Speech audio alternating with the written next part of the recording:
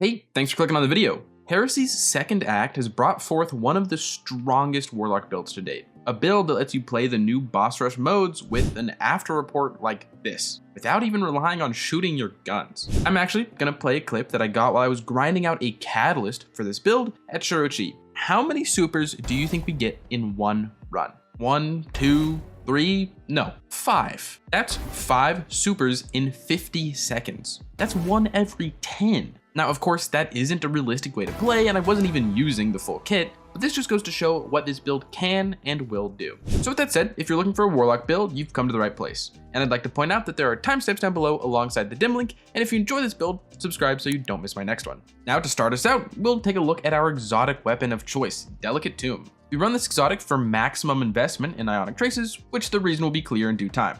But other options can take Delicate Tomb's place. Cold Heart spawns Ionic Traces itself, which is good for this build, but you could also replace Delicate Tomb with pretty much anything that jolts. However, nothing synergizes quite as well as Delicate Tomb does. So, the exotic perk states, fires a wide horizontal spread when shot from the hip, final blows with this weapon have a chance to generate Ionic Traces, powerful foes and opposing guardians always generate Ionic Traces. Now, the first unique part of this weapon is its 2 firing modes. Hipfire is a wide shot, while ADS is a more traditional fusion shot. There is a damage difference though, as the ADS deals 45,648 damage in all of these numbers added up, and the Hipfire deals 54,784 in all of these, which comes out to a 20% damage bonus on the Hipfire shot. But now for the Ionic Traces, they are truly random on red bar kills, being about 10% and guaranteed on higher tier enemies. Now where Delicate Tomb gets very strong is its second perk, where collecting an Ionic Trace overcharges its weapon's next shot, jolting targets on hit. We can see the perk activating as whenever we collect a trace, we get Tempest Cascade. This buff causes our next shot to jolt everything it hits and actually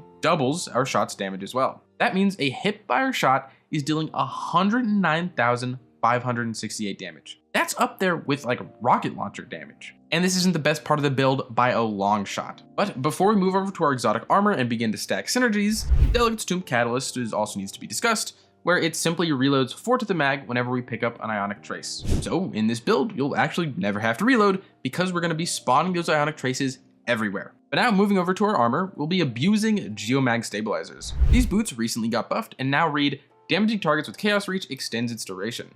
Collecting Ionic Traces grants you energy for Chaos Reach. Sprinting while near max bolt charge will grant stacks over time. So in game, one of the 2 major benefits is having our super last an incredibly long time, and this causes it to deal more damage. If you have a target healthy enough, Geomag is going to let your Chaos Reach deal 120% increased damage. Carl here is absolutely not healthy enough to see the full effect, but this puts Chaos Reach into the top echelon of damage supers. And the next effect is what happens when we pick up an Ionic Trace. For each trace, we get 7% of our super back. And like I said, we get a lot of traces in this build. And then the last effect is topping off bolt charge stacks, which requires you to have ×6, but after that, sprinting will start to increment that automatically. So that's our exotic armor piece, and at this point in the build, we have a Delicate Tomb dealing massive damage and generating some Ionic Traces. Geomags makes our super deal massive damage and exploits those Ionic Traces. It's already a fine enough combo, but let's look how we can turn this into a super every 10 seconds by looking at our subclass. So obviously we're on Arc Warlock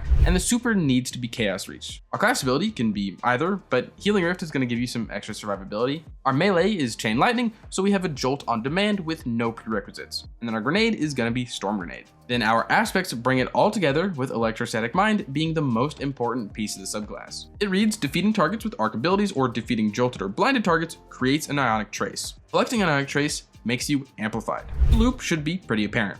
Delicate Tomb jolts after picking up an Ionic Trace, and killing jolted enemies spawns an Ionic Trace. There is a 1-second cooldown on Electrostatic Mind, but effectively every shot fired from Delicate Tomb will spawn at least 1 Ionic Trace. And with Fragments involved, that can actually become 3 Ionic Traces from 1 enemy, but more on that in a second. Also, this is a good time to point out that all of these Ionic Traces also give us chunks of our abilities back, not just our super. But now our other aspect is the brand new Ionic Sentry. This turret will be some passive damage and a source of bolt charge. You build up the turret with ability kills and arc/kinetic weapon kills, and once you fill up the meter, your grenade gets overwritten to become the turret that when deployed will blind enemies, begin to zap them, and start stacking bolt charge for you.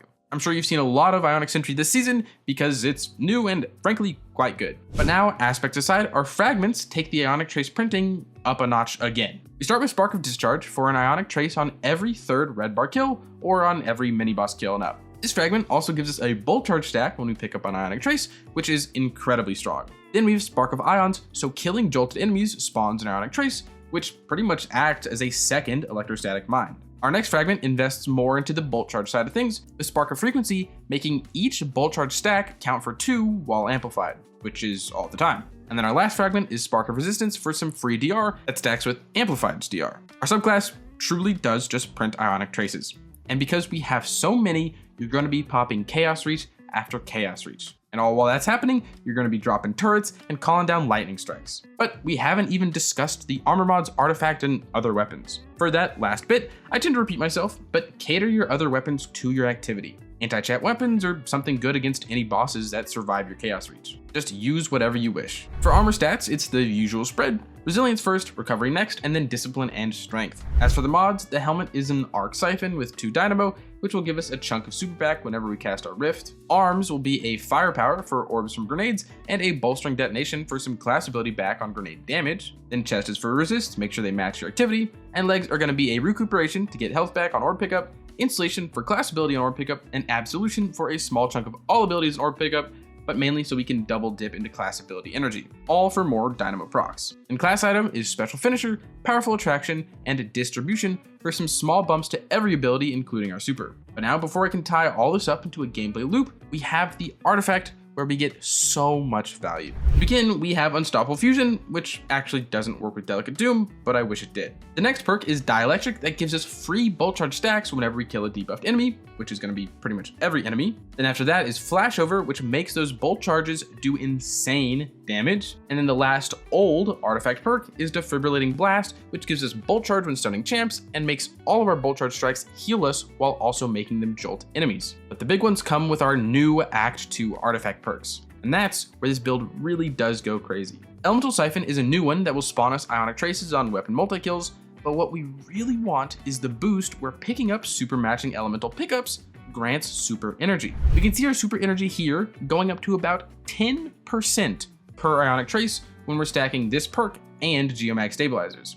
So we're getting just an absolute ton of super energy. And then back in the artifact, the last perk is Limit Break that gives our super a 30% increase in damage while we have bolt charge, amplified, or are in critical health. So with the artifact involved, this build triples down on Ionic Traces, super energy, and super damage. If you want to see the specifics, please go check out Llama's video where he did all the testing you could possibly want, specifically on Limit Break and super damage. And then one last thing in the artifact, you could use Particle Reconstruction, but I opted for super damage and bolt charge investment rather than more into Delicate Tomb's normal damage. But now, the gameplay loop. To begin, we just need 1 Ionic Trace. You'll get that from a few weapon kills or by debuffing a target with your melee and then killing them, proccing Electrostatic Mind.